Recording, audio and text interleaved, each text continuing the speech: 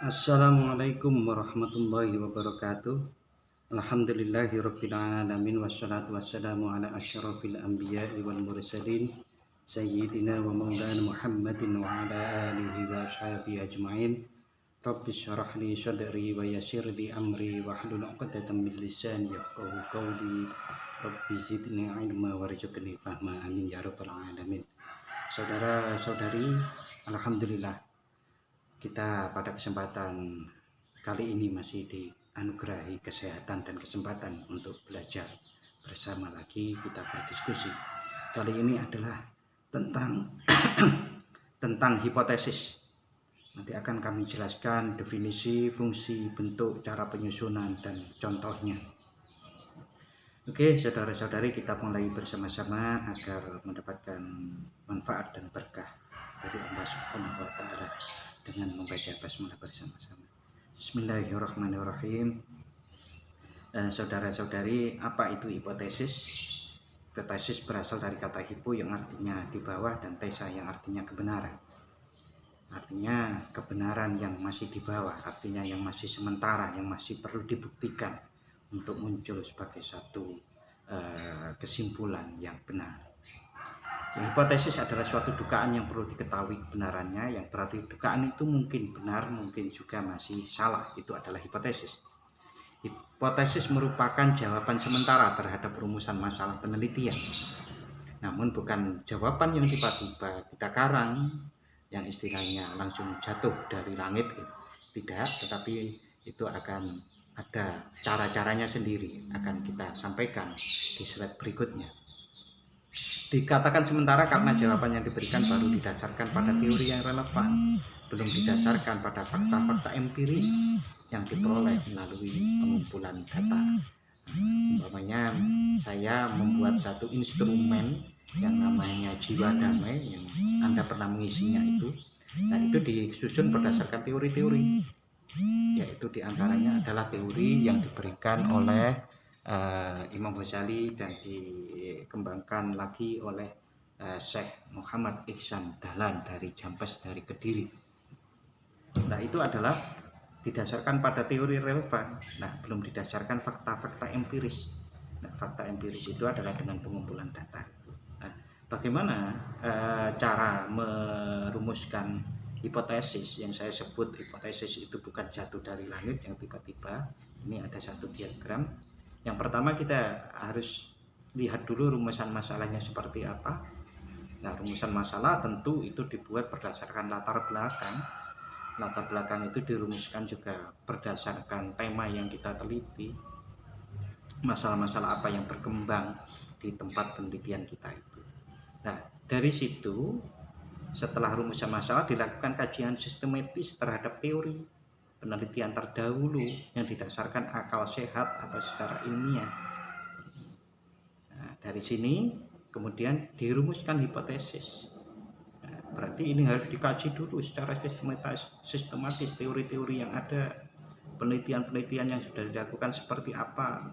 Akal sehat, umpamanya kalau orang itu jatuh dari atas ke bawah itu akal sehat.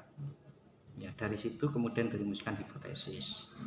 Nah, dari hipotesis itu kemudian kita rumuskan instrumen penelitian, dari variabelnya apa, dari data-data dari variabel itu apa yang melingkupi yang ada di variabel itu. Umpamanya tentang Jiwa Damai tadi, itu apa saja meliputi data-data di dalam. Setelah itu dilakukan penelitian, lalu diantaranya dilakukan pengujian hipotesis dan keluarlah kesimpulan. Yang kesimpulan itu adalah menjawab dari rumusan masalah. Oke, ini keterangannya. Hipotesis dirumuskan berdasarkan kajian sistematis terhadap teori dan penelitian terdahulu. Uji hipotesis berarti menguji teori dan penelitian terdahulu dibandingkan dengan kenyataan empirik. Oleh karenanya penelitian-penelitian yang menggunakan hipotesis itu adalah penelitian kuantitatif yang bersifat membuktikan kebenaran antara teori dengan kenyataan yang ada.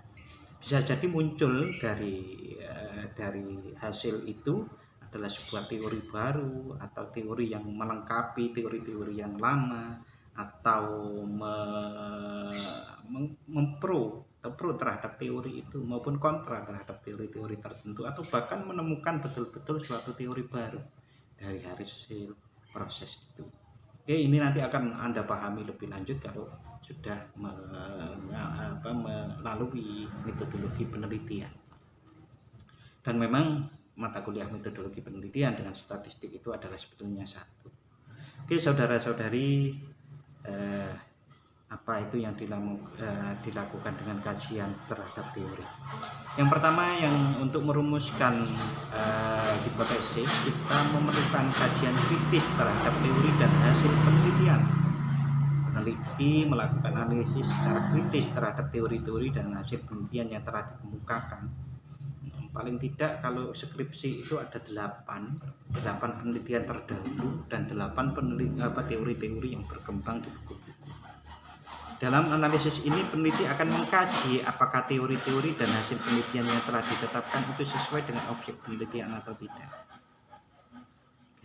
Yang kedua, analisis komparatif terhadap teori dan hasil penelitian. Jadi compare dilakukan dengan cara membandingkan antara teori yang satu dengan teori yang lain dan hasil penelitian satu dengan penelitian yang lain, sehingga peneliti dapat memadukan antara teori satu dengan teori yang lain atau mereduksi bila dipandang terlalu luas dari teori-teori itu.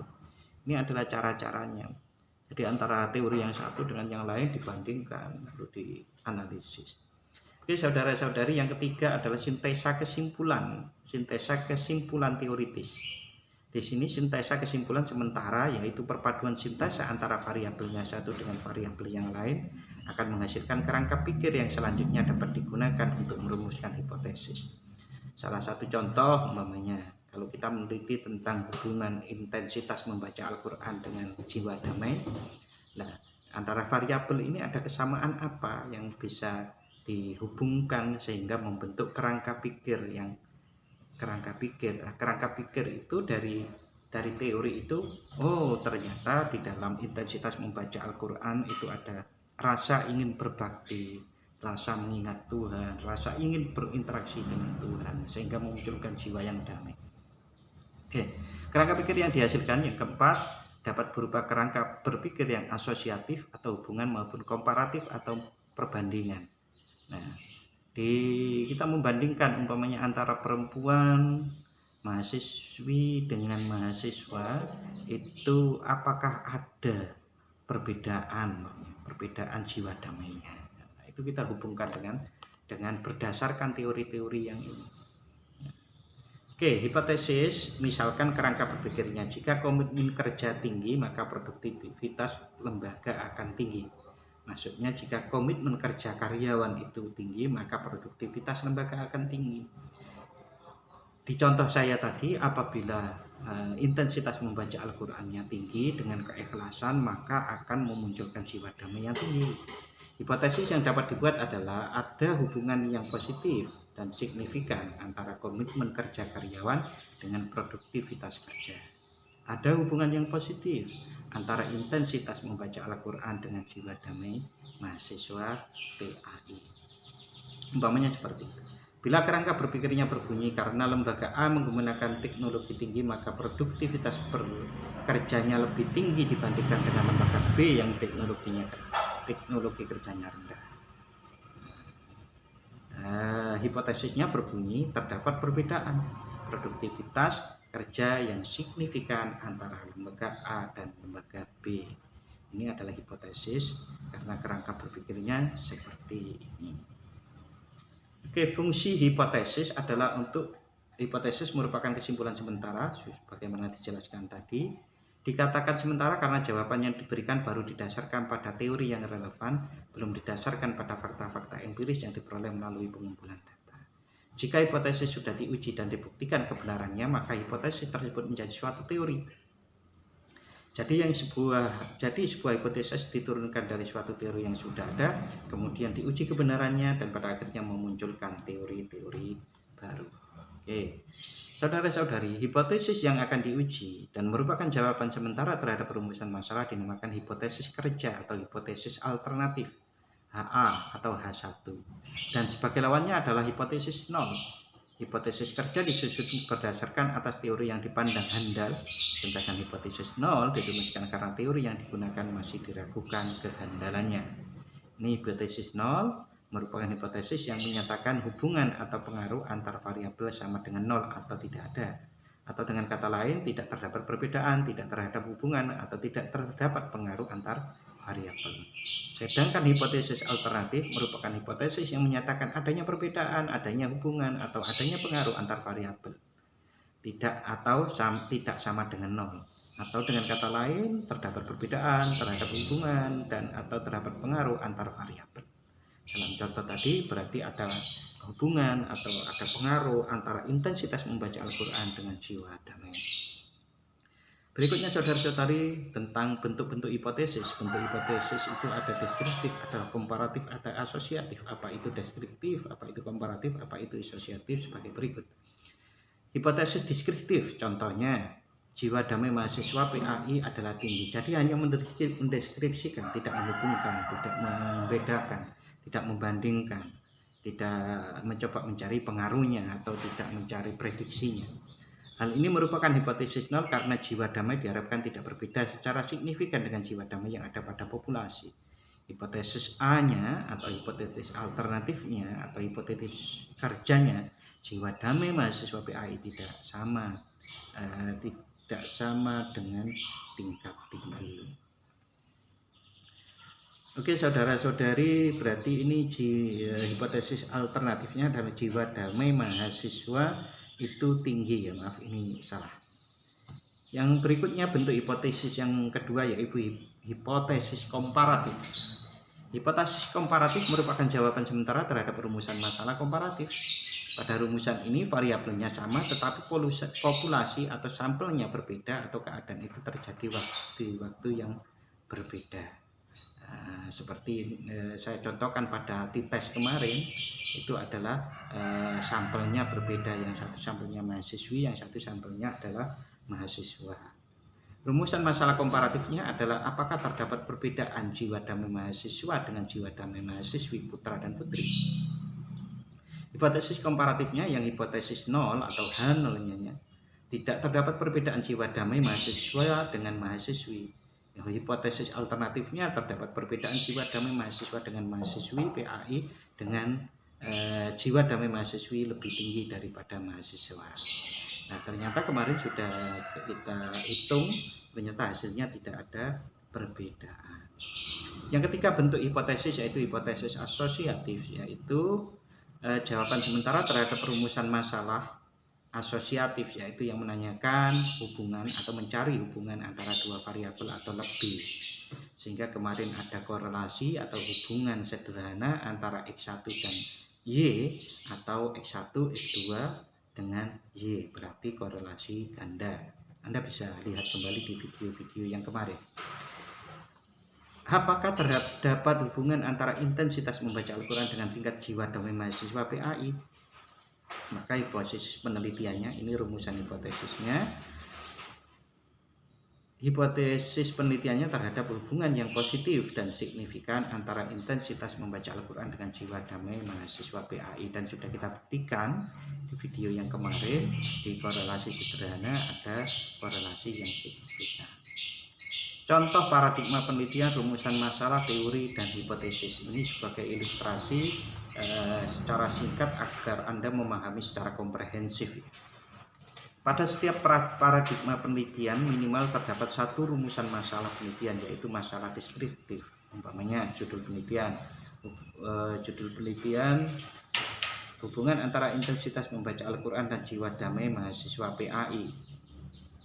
Berarti di sini ada rumusan deskriptif tentang intensitas membaca Al-Qur'annya saja. Sedangkan ini paradigma hubungan itu ditunjukkan dengan gambar seperti ini, X berhubungan dengan Y, sehingga ada intensitas membaca Al-Qur'an berkorelasi atau berhubungan dengan jiwa damai. Maka rumusan masalah yang bisa dibuat adalah untuk rumusan deskriptifnya, seberapa intensif mahasiswa PAI dalam membaca Al-Quran, seberapa tinggi tingkat jiwa damai mahasiswa PAI dalam seberapa tinggi tingkat jiwa damai mahasiswa PAI. Nah, ini adalah rumusan-rumusan deskriptif di satu variabel, yang ini juga di variabel yang lain.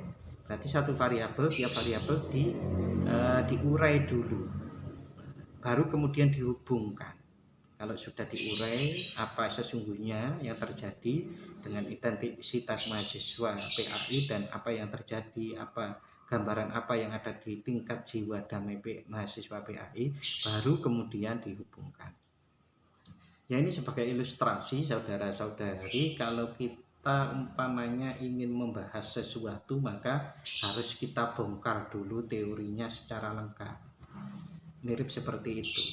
Jadi kalau kita itu ingin membahas tentang jiwa damai, maka jiwa damai itu mulai akar sampai pohon, batang, ranting, kemudian buah, daunnya itu kita bahas.